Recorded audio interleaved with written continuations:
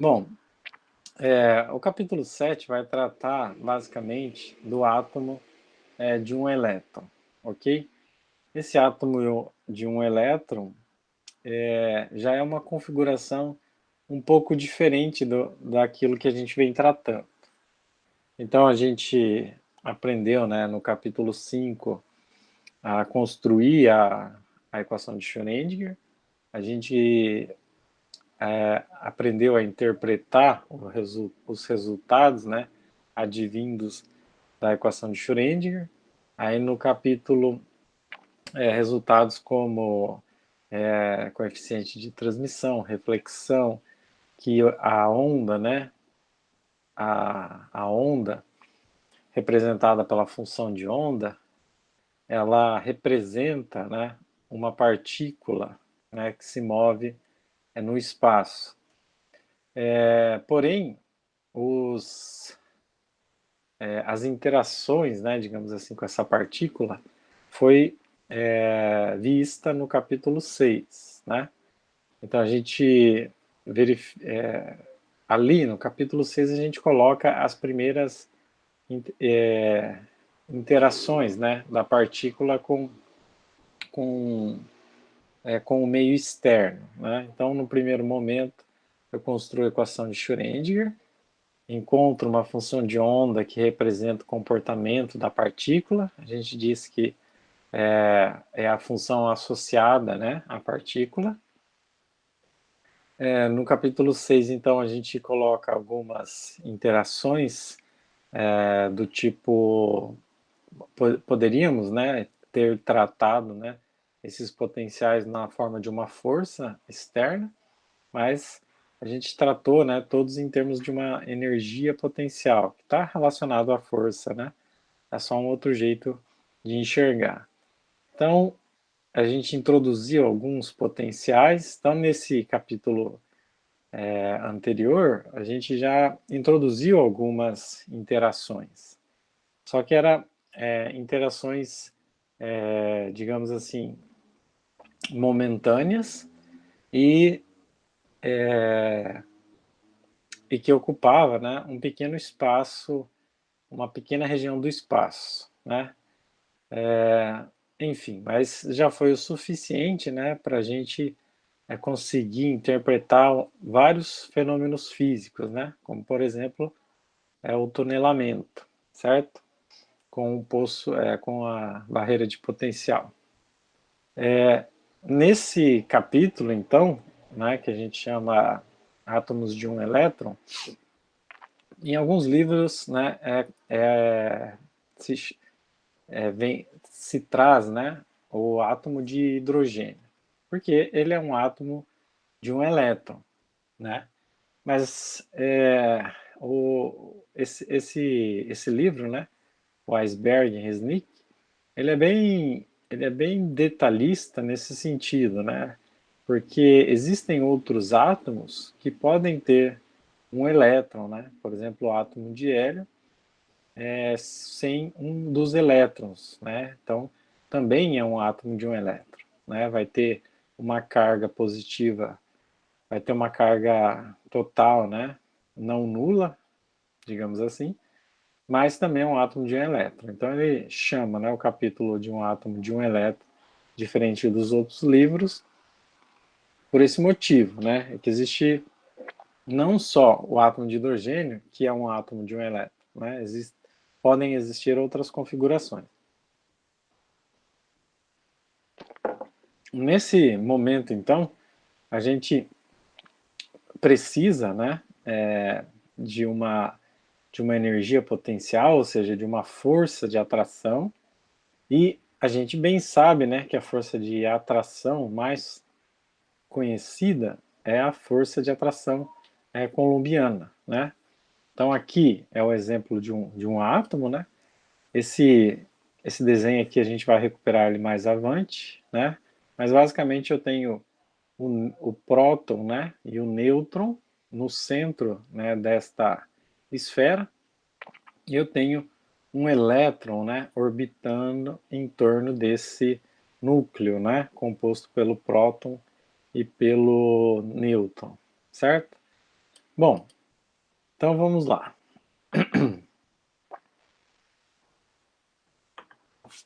Dá uma limpada aqui.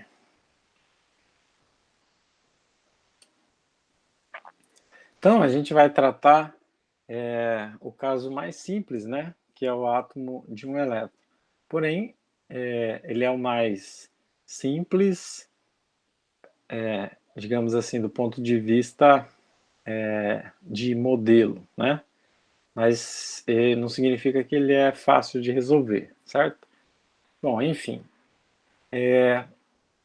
No entanto, né, apesar de ser um caso simples, né, digamos assim, é o átomo, né, com a menor estrutura que tem algum significado físico, né, ou seja, um próton e um elétron, certo? Porém, ele é o suficiente para explicar, né, um monte de outras características, né, atômicas, né, e esta, digamos assim, o átomo de um elétron, né, o átomo de hidrogênio, como é comum nos livros, ele é talvez o capítulo mais importante, né, da mecânica quando se trata de física moderna, ou eu diria até da mecânica quântica em geral, né? Quando a gente estuda o átomo de hidrogênio, a gente está chegando no ápice, né, de um modelamento que tem, né, que nos devolve algum significado matemático relacionado ao comportamento físico, né? Então, o átomo de hidrogênio, ele realmente, né, o átomo de um elétron, ele tem uma importância gigantesca, né, para a física moderna e para a mecânica quântica, né? Bom, além de tudo, né, esse modelo ele prevê os altos valores do modelo de Bohr, né? Seguindo, né, ou obtendo, né, as seguintes propriedades. As autofunções de densidade e probabilidade, né, darão descrições detalhadas da estrutura do átomo, sem violar o princípio de incerteza. Ele vai dar como resultado os momentos orbitais dos átomos. Ele vai nos devolver, né, como resultado, o spin do elétron e outros efeitos relativísticos, né? A gente ainda não viu o que é o spin, mas a gente, né, como está introduzindo o capítulo, a gente menciona, né, no início. E também ele vai dar uma ideia, né, de como, de quão rápido, né, o átomo ele transiciona entre os estados excitados, né? Só relembrando, né, quando um elétron ocupa, né, um estado que não é o seu estado de menor energia, a gente diz que ele está no estado excitado. Quando ele volta, né, para o estado de menor energia, ele libera um fóton, né, só para relembrar o conceito de estado excitado. Bom, isso não era bem previsto, né, na descrição de Bohr para o modelo atômico, né? E a gente vai ver que, de certa forma, o átomo de hidrogênio, na interpretação de Schrödinger, né, ou da mecânica quântica, ele é bem mais preciso.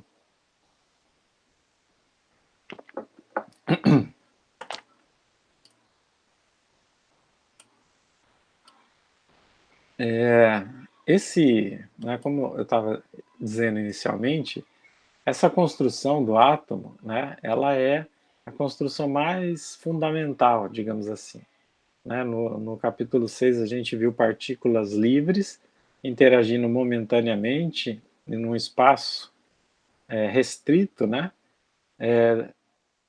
Com um potencial externo, como uma força externa, mas não tinha muito uma construção física do átomo. Né? A gente estava mais estudando a partícula, né, se deslocando, entre aspas, né, livremente, e de repente ela encontra algum tipo de barreira, de potencial que ela tem que superar. Aqui não. Aqui eu tenho que levar em consideração também um potencial, porém ele já é baseado, já construído numa estrutura que a gente entende que seja a estrutura atômica, né? Além de tudo, né, ele é construído com base em duas partículas, ou seja, o núcleo, né, e o elétron. Ele vai ser tratado de forma tridimensional, coisa que a gente não tinha feito até o momento, e ele vai devolver, né, como ele vai ser tratado, né, na forma tridimensional, e se o elétron a gente entende que ele orbita em torno do núcleo, então tem toda uma construção, né, relacionada ao movimento de rotação. E disso a gente consegue tirar, por exemplo, né, o momento angular, certo? Então, basicamente, né, a construção é aquela que eu iniciei o slide, né? Então, eu tenho um núcleo. Esse núcleo tem uma massa que a gente chama de emissão, certo? E eu tenho um elétron, né? E a massa do elétron, ela tem valor mzinho, ok? Bom, este desenho tá nos remetendo às características do ponto de vista da massa, né? Outros desenhos, né, ou gráficos, nos mostrará uma característica, às vezes, da carga, ok? Bom, do jeito que a gente constrói, né, dessa forma aqui, eu tenho um núcleo que tem um próton, um nêutron e um elétron orbitando em torno desse núcleo, certo? Bom, primeiro de tudo, a gente precisaria definir, né, um sistema cartesiano para estudar esse problema, certo? Bom, para estudar esse problema, eu teria que definir a posição do centro, ou seja, a posição do núcleo, determinar um vetor posição do núcleo e determinar um outro vetor posição do elétron, correto? Sem um sistema de referência, a gente não consegue evoluir em nada, né? Então, mas tem um jeito, né, que pode simplificar esse problema, que é o seguinte: se eu considerar que o centro, né, do nosso sistema cartesiano está centrado no núcleo, então agora, né, eu vou precisar somente de um vetor que descreva a posição do elétron, ok? De qualquer forma, esse vetor é um vetor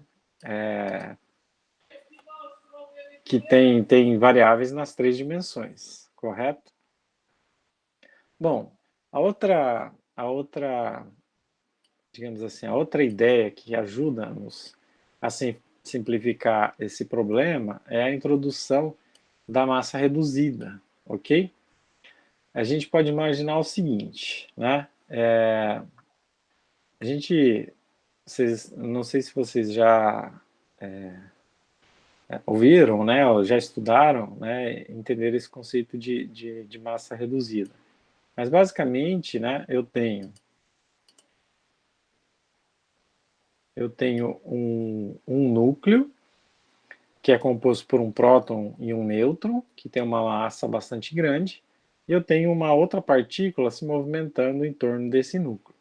Porém, a massa do núcleo, ela é muito maior, né, mas muito maior mesmo, do que a massa da partícula, né? Isso a gente usa, por exemplo, quando a gente vai estudar o sistema solar, por exemplo, né? Eu posso considerar que o Sol esteja no centro do universo, no centro do sistema de referência. O Sol, né, tem uma massa bastante grande em relação aos outros planetas, e aí eu consigo simplificar bastante as contas. O mesmo eu posso fazer para a Terra em relação à Lua ou em relação a algum satélite que esteja orbitando em torno da Terra e assim por diante, né? Então aqui a gente usa, né, desse recurso também. Só lembrando, né, a massa reduzida vai ser emissão vezes mzinho dividido por emissão mais mzinho, né? É como se fosse... vocês lembram que lá em eletromagnetismo, quando a gente estuda circuitos, né, a gente precisa calcular a resistência equivalente. Se a resistência equivalente é em série, a gente só soma, né? E se a resistência equivalente é em paralelo, a gente faz a soma, a soma dos inversos, né? Ou, de forma mais simples, né? A gente faz o produto pela soma, para descobrir a resistência equivalente. Aqui é a mesma coisa, é como se fosse uma massa equivalente. A gente, né, faz o produto pela soma para obter a massa que a gente chama de massa reduzida, ok? Então, M é a massa do elétron, M é a massa do núcleo, como eu havia dito, ok? Então, dessa forma, eu posso considerar que o movimento do elétron, digamos assim, ele está fortemente preso, né, ao movimento do núcleo, e o núcleo, por ter uma massa muito grande, né, a gente pode considerar, né, no primeiro momento, que essa massa ela fica imóvel na origem, ok? Então essa é a ideia da construção.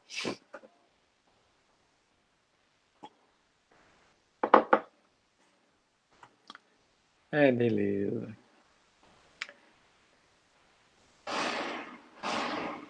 Vocês estão ouvindo? Então está passando o caminhão do lixo, passa o bombeiro, a polícia, os motoqueiros. É um barato aqui. Me sinto em São Paulo às vezes. Bom, continuando, né? Um modelo mais real, digamos assim, ou pelo menos um pouco mais real, seria quando o núcleo também executa um certo movimento, né? Vamos pensar que o núcleo, né, não está parado, né, digamos assim. Ele executa um determinado movimento, mesmo que seja pequeno, e em torno do núcleo eu tenho um elétron também se movendo, né? Então esse modelo ele é um pouco mais próximo da realidade, mas a aproximação que a gente fez, né, que é feita, ela não fere, né, em nenhum momento os resultados, né? Só para ter uma ideia, né, também das questões de proporções, né? Eu vou refazer essa tabela, né, depois em português para ficar mais bonitinho. Mas basicamente, né, se a gente imaginar o tamanho do próton, né, e o tamanho do nêutron em relação ao, ao elétron, né, ele é bastante ele é bastante pequeno, né, o elétron, do ponto de vista do tamanho. Do ponto de vista da carga, né, eu tenho coisas iguais. O próton, né, tem a carga elementar 1,6 × 10⁻19 do Coulomb, e o elétron tem a mesma carga, só que negativa. E do ponto de vista da massa, que é o que mais importa, eu tenho um próton que tem uma massa de 1,67 × 10⁻27 kg, e eu tenho um elétron que tem uma massa que é 9,11 × 10⁻31. Né? Então, se eu aproximar aqui para 1 e aproximar aqui, né, para um 10, né, tem uma razão de quase 1 para 1000 aí de diferença entre as massas do próton e do elétron, né? Isso é menos de 0,01%, né? Então a gente pode considerar o núcleo como tendo uma grande massa e preso fixo na origem, tá? Tudo isso é para justificar a construção do modelo, certo?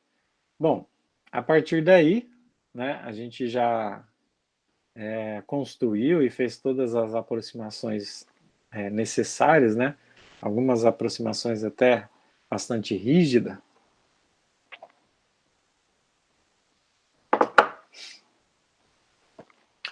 Eu peguei guaraná para tomar em vez de água e foi uma má ideia. Bom, agora a gente tem que resolver a equação de Schrödinger, correto? Então, primeiro de tudo, né, o potencial, a energia potencial, né, ou potencial relacionado com a interação entre o núcleo e, e o elétron, né, é o potencial coulombiano.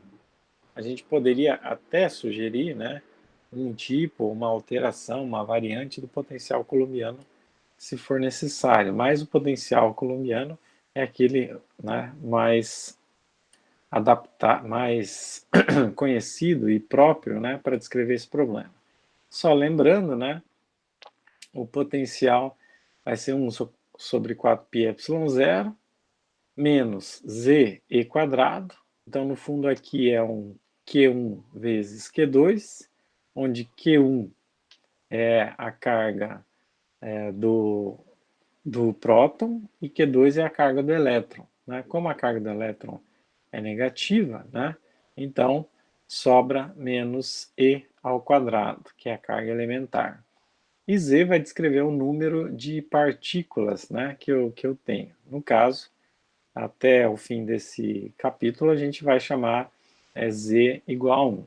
Só que depois a gente vai precisar carregar esse Z para não ter o perigo, né, de ter que refazer todas as contas e verificar se ele está na posição correta, né? Porque ele vai funcionar para átomos de mais de um elétron também, ok? Então, o potencial ele vai ser Q1, Q2 dividido por R, né? R em coordenadas retangulares é a raiz quadrada de x ao quadrado mais y ao quadrado mais e ao quadrado, ok? Acho que não tem muitas dificuldades na compreensão dessa configuração. Até aí tudo bem. A gente pode escrever, né? A gente pode iniciar escrevendo primeiro, né?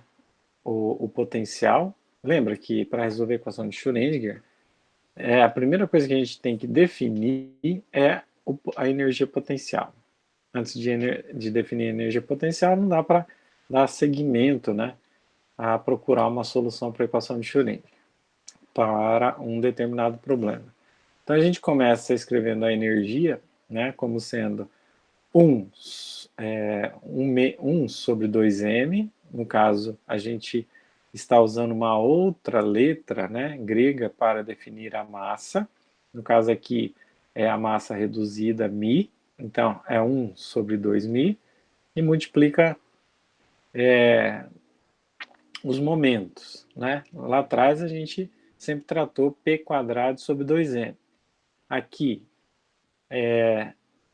o problema vai ser resolvido em 3 dimensões, então é p quadrado mais, desculpa, px quadrado mais py quadrado mais pz quadrado, mais o potencial, que depende de x, y, z, que é igual a energia, certo?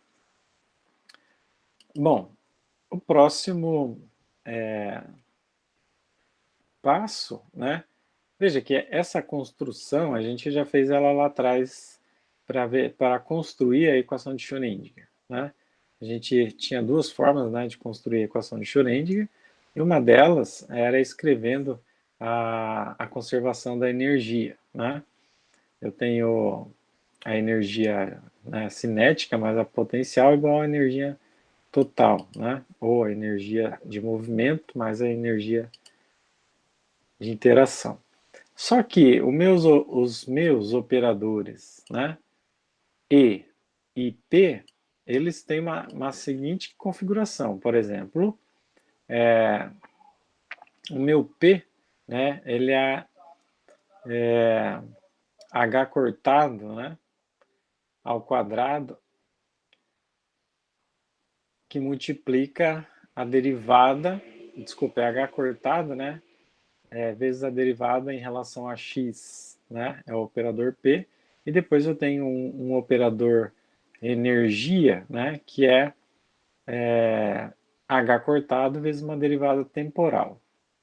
Veja que essa derivada temporal aqui, nesse momento, a gente está escrevendo uma equação genérica, né, mas ela poderia Por enquanto, né, ela é uma derivada parcial, porque a gente ainda não definiu a nossa psi. É isso que eu quero dizer. Então, eu substituo pelos operadores momento e energia, assim como a gente fez lá atrás, né? Eu acho que até um exemplo do livro, né, que ele faz dessa forma. E aí, né, a nossa equação, né, de onda, ela fica menos h cortado sobre 2m, só que agora não é mais m, é um μ, é uma massa reduzida, a derivada segunda espacial da psi, nas três dimensões, x, y e z, mais v psi, que é igual a i h cortado d de dt de psi, né? A gente só a novidade aqui são essas duas outras derivadas espaciais aqui. Bom, esse conjunto de derivadas aqui, né, se eu pudesse fazer,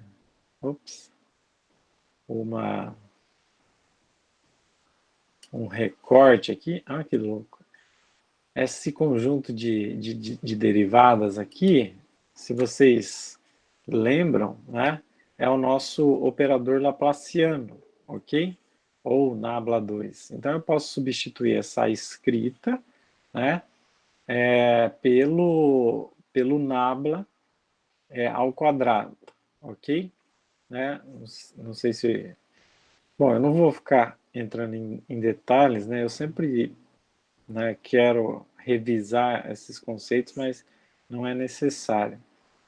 Bom, tudo isso é para escrever a equação de Schrödinger de uma forma mais compacta, né? Então é menos h cortado sobre 2μ, Laplaciano de psi, mais v psi, que é igual a i h cortado d de dt de psi, certo? Lembrando que o operador, né, laplaciano são as derivadas segundas em relação a x, y, z, ou ainda ele pode ser, né, nabla, produto interno, né, com o próprio nabla, certo? Uma outra forma de escrever. Bom, então,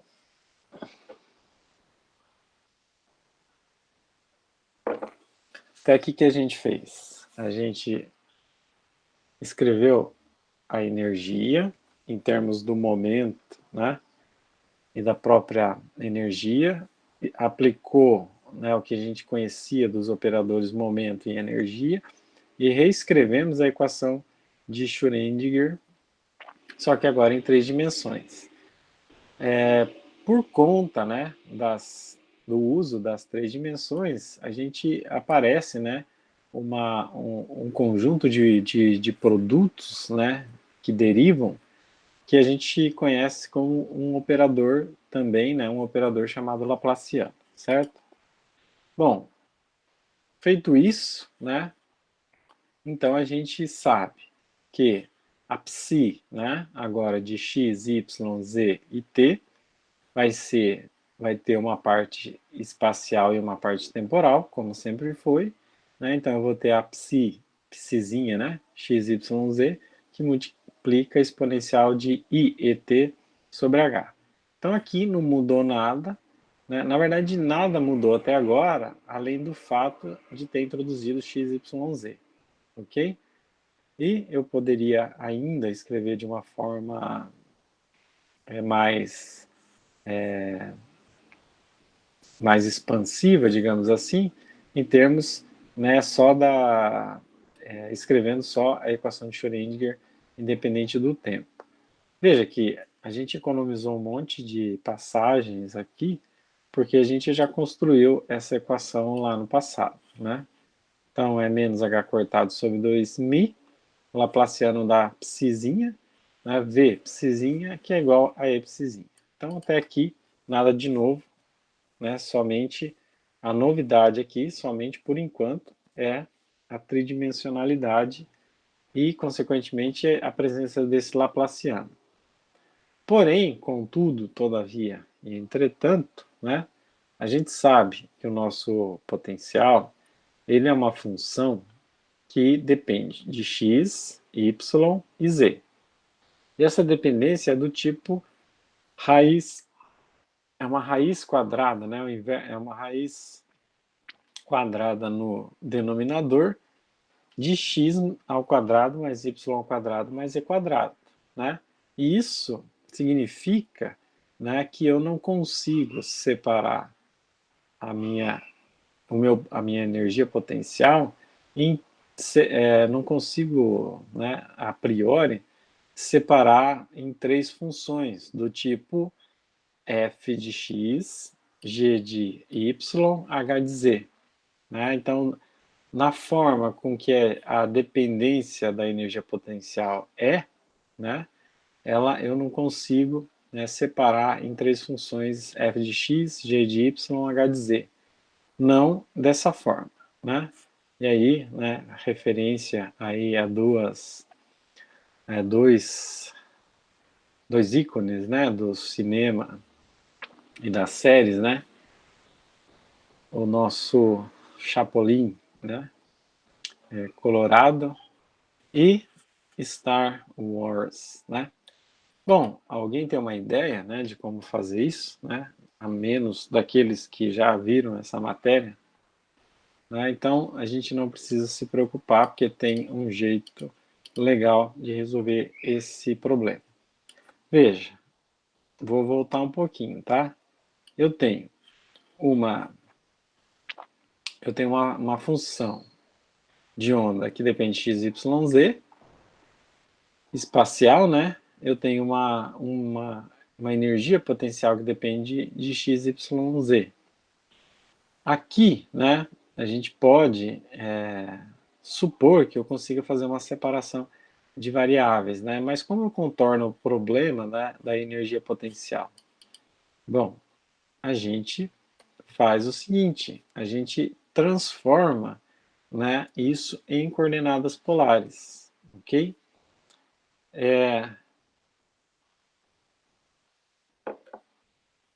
Na verdade, né, uma das importâncias de se transformar um problema que está em coordenadas cartesianas, x, y, z, para coordenadas polares, né, r, θ, φ, é exatamente isso, né? Num primeiro momento, o nosso vetor r, ele é definido, o nosso vetor r, ele pode ser definido no sistema cartesiano por x, y, z, ok? Suponha, né, que esse vetor r, ele não mude. Suponha que eu queira calcular uma interação a uma determinada distância da outra partícula. O que eu estou querendo dizer? Imagina que eu tenho um elétron aqui nessa posição e um próton aqui nessa posição. Então eu quero saber, né, qual que é o comportamento, né, quanto que vale essa interação aqui. Então,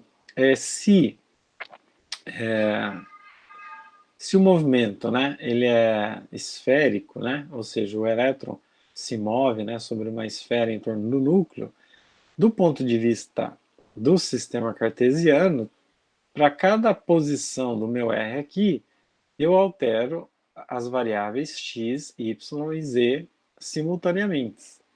Coisa que não acontece quando a gente pensa em coordenadas polares.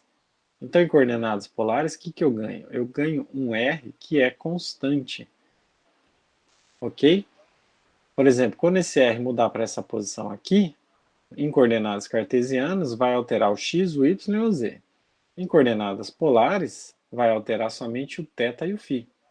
E se eu tomar um certo cuidado, ou fizer alguma aproximação, eu consigo alterar somente um deles, né? Então, essa transformada em coordenadas polares é o pulo, né? O pulo do gato é a sacada aqui para contornar esse problema do ponto de vista matemático, né? E quando eu expresso, então, o potencial em termos de coordenadas polares, o potencial ele tem uma dependência que é o seguinte, só importa onde que está a partícula, a distância até a partícula. Né? Então depende só dessa distância r aqui. Então eu posso escrever um v em vez de x, y, z somente dependente de r. Né? continua sendo a mesma coisa, 1 sobre 4πε0 menos e quadrado sobre r. Mas no caso aqui, o meu r é agora uma única coordenada no sistema polar, né, digamos assim.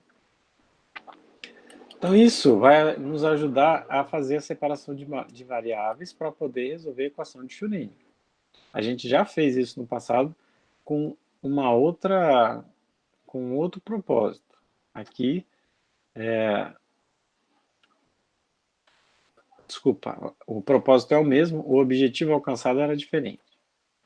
Bom, só que para mudar, né, de um sistema retangular para um sistema cartesiano, a gente ganha algumas dificuldades, né? Por exemplo, o preço, né, de mudar para as coordenadas polares é escrever o Laplaciano dessa forma gigantesca, né? Então, eu não vou demonstrar o Laplaciano em coordenadas, porque isso é um exercício da primeira lista de métodos de física matemática, é um dos primeiros exercícios da disciplina de eletromagnetismo e também é um dos primeiros exercícios, ou um dos primeiros exercícios quando a gente vai começar a tratar momento angular em mecânica clássica, né? Então, pelo menos em 3 momentos aqui, a gente vai estar construindo o Laplaciano em alguma lista, né? E também ele é visto na disciplina de cálculo, ok?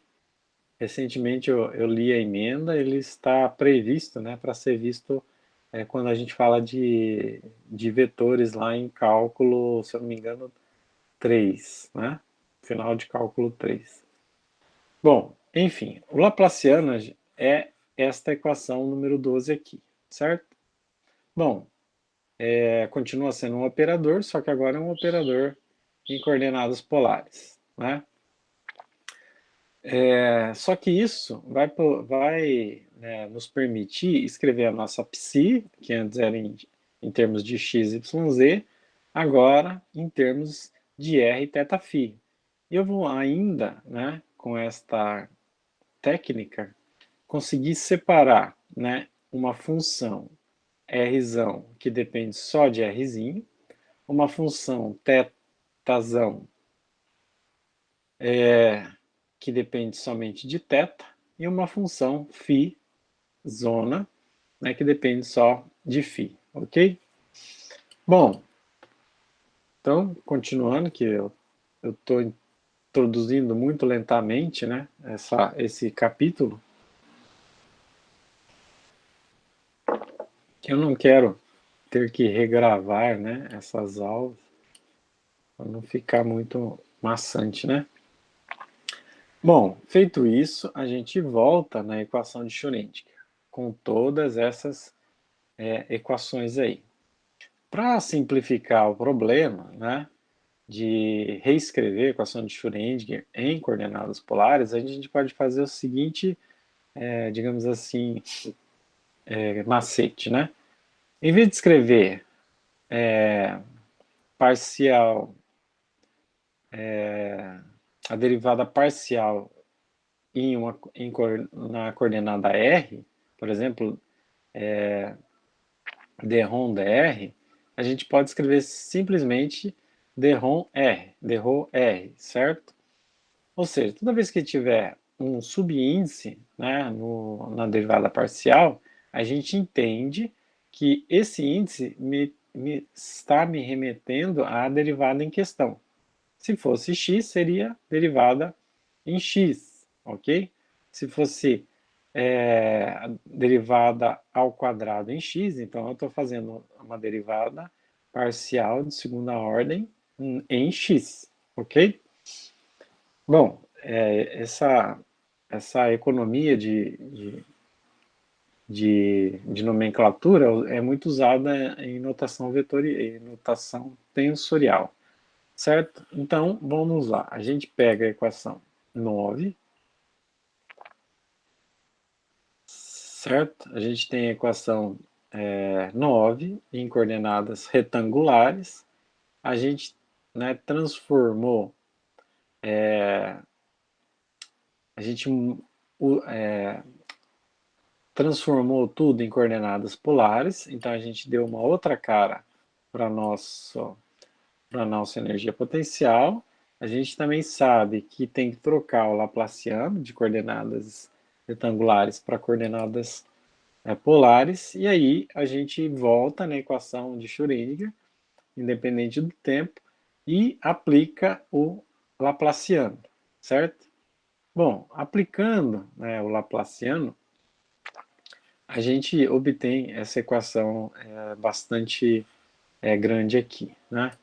Eu não vou ler termo a termo, mas eu vou abrir alguns aspas aqui, né? Por exemplo, menos h cortado ao quadrado sobre 2m, que não é o m, mas sim a massa reduzida, continua ali. Né? Toda essa parte aqui, eu tinha, né, uma derivada espacial de segunda ordem na psi. Depois eu tinha v psi e um e psi. Veja que agora eu estou substituindo, né, a minha psi, que depende de r θ φ, por três funções que são independentes, né? Que isso paga o preço de ter que reescrever esse monte de expressão, né? Feito isso, né? Veja que o Laplaciano ele carrega alguns termos, por exemplo, 1 sobre r quadrado na parte radial, né? 1 sobre r quadrado seno ao quadrado na parte azimutal e 1 sobre r quadrado seno, agora eu não lembro se é seno ao quadrado, deixa eu voltar aqui. Ah, seno na,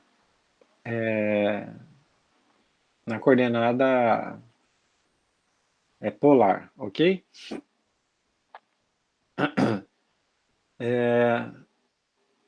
Bom, a outra coisa que é interessante é que como agora, né, eu tenho três funções independentes, r, θ, φ, então, como eu estou sugerindo que elas estão separadas, então agora eu deixo, né, de fazer uma derivada parcial, por causa dessa independência das funções, para fazer uma derivada total, certo? Então a passagem daqui para cá nada mais foi do que aplicar, escrever, né, a derivação da forma parcial para a forma total. Quando eu faço isso, eu verifico, né? Vamos pegar esse primeiro termo aqui, a derivada parcial em relação a r de uma função. Mas essa função, ela tem um r quadrado, né? Mais uma derivada em r aqui, certo? Tanto θ quanto φ são constantes para essa derivação. Então eles saem, né? Eles podem ser colecionados aqui do lado de fora da derivada. Então vai ficar θ φ dividido por r quadrado, que multiplica a derivada de r vezes a derivada de r, ok? Então eu vou derivar r, multiplicar por r2, depois derivar de novo. E o mesmo funciona para todos os termos, aqui, aqui e aqui. Então, todos os termos a gente fez a mesma operação. Aqui eu tenho uma derivada parcial em relação a φ, só que eu sei que r e θ não dependem de φ. Então eles vão ser colecionados do lado de fora. Aqui é a mesma coisa, r e φ, já que θ é o termo que será derivado. Bom, a outra coisa, eu repeti a equação nessa página, né, só para ficar visualmente melhor. Essa equação ainda está muito estranha, né? Muito cheia de termos aí. Então, para simplificar as coisas, a gente vai multiplicar pelo inverso desse monte de coisa aqui. Quem que é comum? O menos h cortado ao quadrado sobre 2.000. E ainda eu tenho um r ao quadrado seno ao quadrado.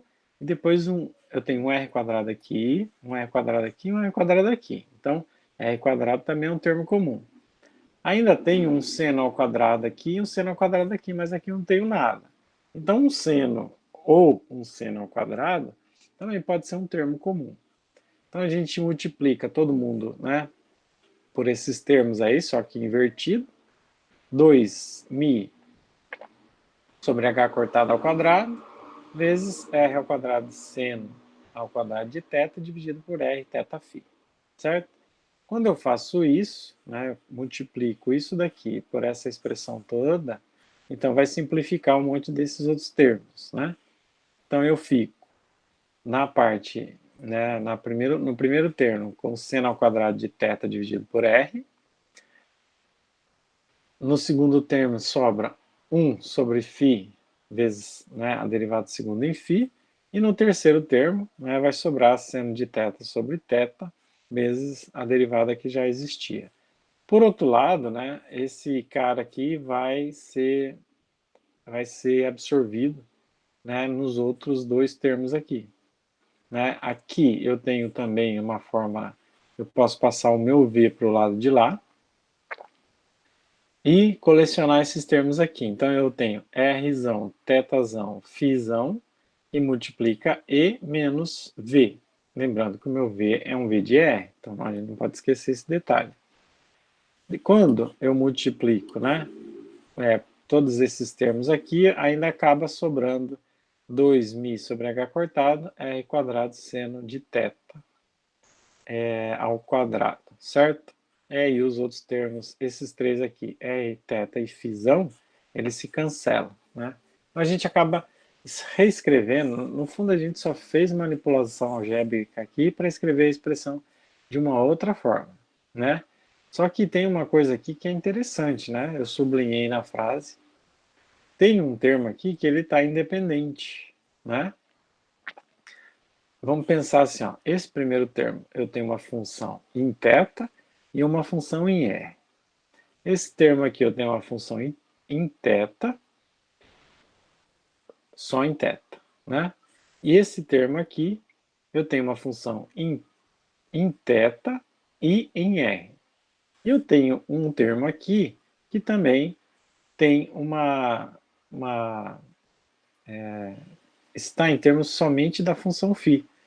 Né? Então, esse termo aqui é um termo interessante para a gente começar a fazer a separação de variáveis, ok? Bom, então o que a gente faz? Né? A gente isola, né, esse termo, 1 sobre φ, derivada segunda de φ em relação a φ, do resto. Né? Então, isso é igual a menos seno ao quadrado, dividido por rão, vezes, né, tudo isso, ok? Então, no fundo, a gente separou aqui. Bom, quando a gente separa assim, o que a gente está querendo dizer? Este termo, mesmo sofrendo uma operação de derivação, ele não tem nada de dependência com os outros termos dessa expressão 14, certo? Então, a derivada segunda desse termo, né, 1 sobre φ vezes a derivada segunda deste termo, vai nos levar a uma constante, né? E essa constante deve ser igual ao resto desse termo, ok? Lembra quando a gente escreveu a equação de Schrödinger independente do tempo? A gente chamou um lado de G e o outro lado também de Gzão, e aí a gente conseguiu fazer, né, separar a parte espacial da parte temporal. Aqui a gente está fazendo a mesma operação matemática, ok?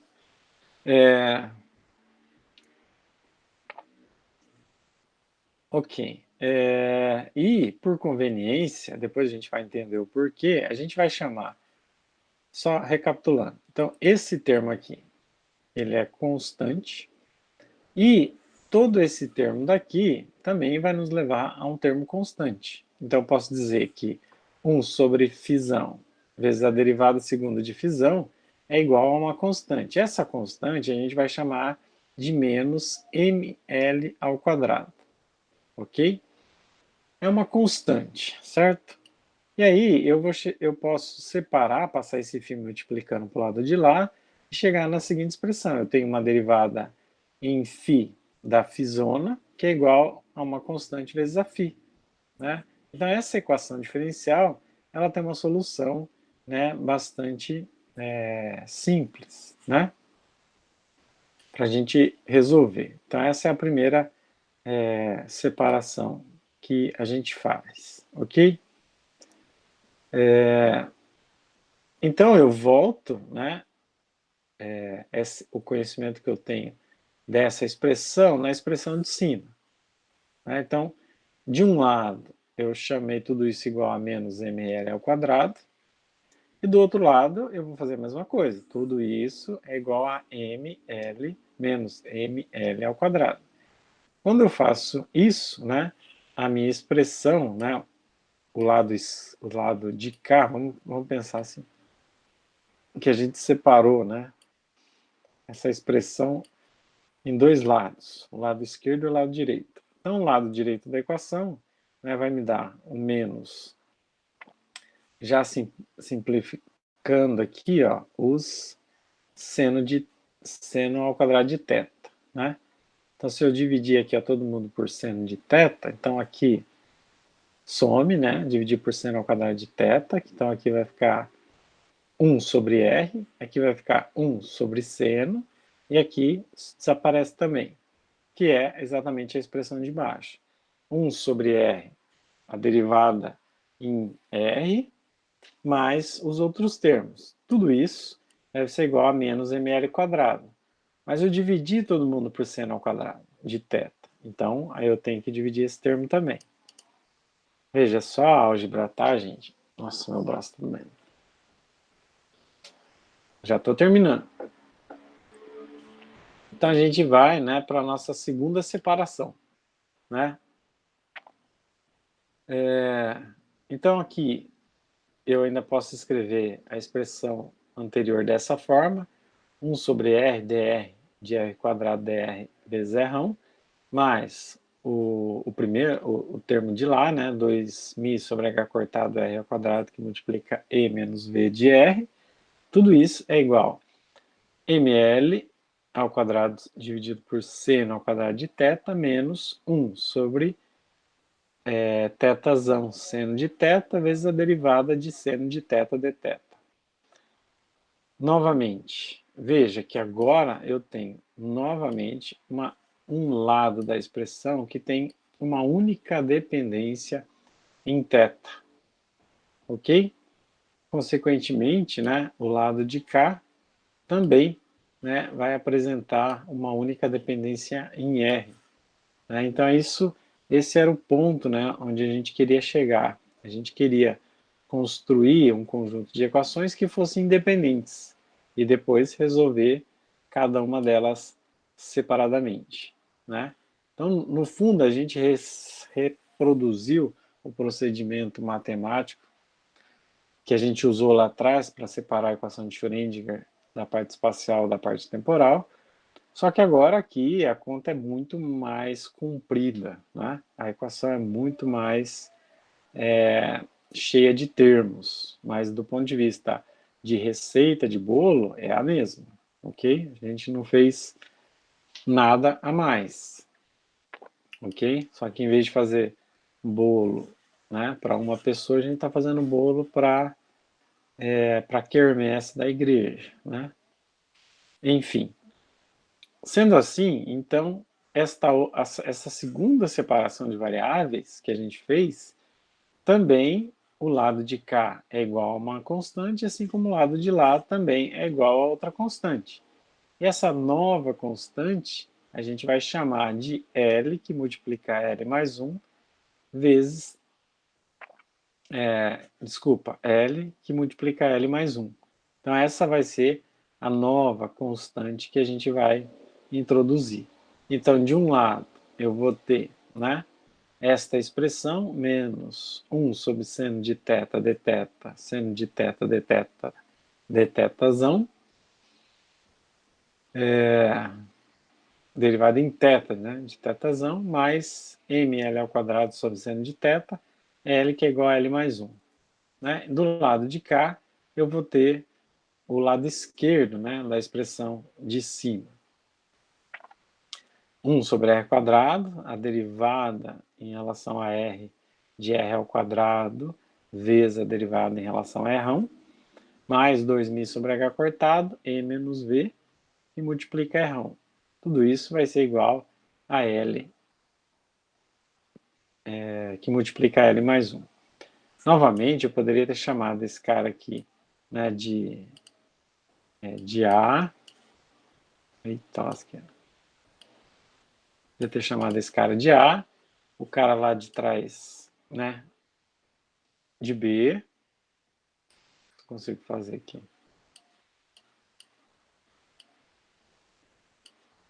Tá? Chamado todo esse ml de B e carregado A e B na sequência.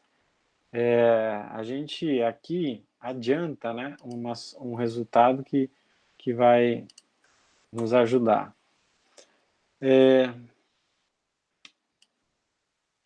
Novamente, né, tanto na expressão de cima quanto na expressão de baixo, a gente, no caso na de baixo, a gente multiplica, né, por um fator comum para poder simplificar a expressão, certo?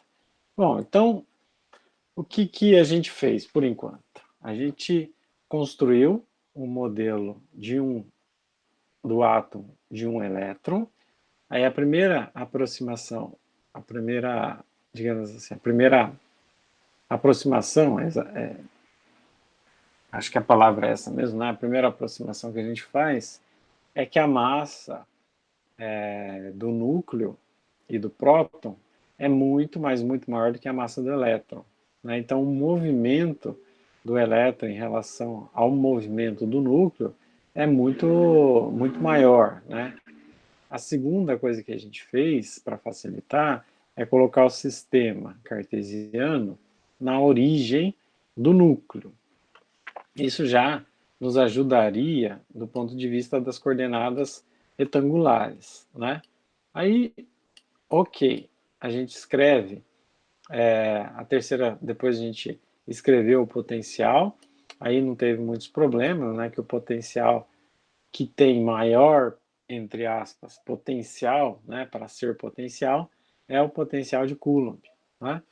A gente escreve o potencial de Coulomb, ele tem uma dependência em coordenadas cartesianas que não é muito viável para resolver a equação de Schrödinger, e aí a gente sugere transformar essa dependência em coordenadas polares. Quando a gente transforma em coordenadas polares, a gente ganha uma equação gigantesca, com um monte de termos, porém, a gente consegue fazer a separação de variáveis, ok?